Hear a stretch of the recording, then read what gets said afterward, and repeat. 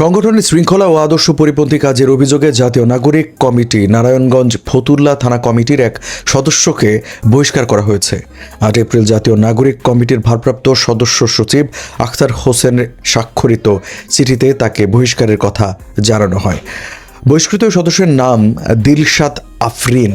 বহিষ্কারাদেশে উল্লেখ করা হয়, জাতীয় নাগরিক কমিটির নিয়ম ও নীতিমালা অনুযায়ী দিলশাদ আফরিনের সাম্প্রতিক কর্মকাণ্ড আমাদের সংগঠনের শৃঙ্খলা এবং আদর্শের পরিপন্থী বলে প্রতীয়মান হয়েছে। সব অভিযোগের ভিত্তিতে এবং সংগঠনের শৃঙ্খলা রক্ষার স্বার্থে তাকে আহ্বায়ক নাসির উদ্দিন পাটোয়ারি ও সদস্য সচিব আখতার হোসেনের অনুরোধক্রমে জাতীয় নাগরিক কমিটি থেকে বহিষ্কার করার সিদ্ধান্ত হয়েছে।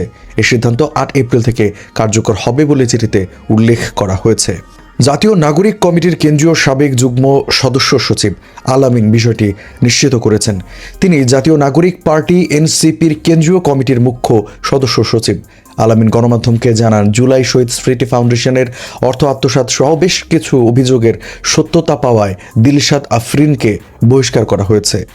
আলামিন আরও বলেন, আফরিন জাতীয় নাগরিক কমিটির শহীদ আহত কল্যাণ সেলের কোনো দায়িত্বে ছিলেন না।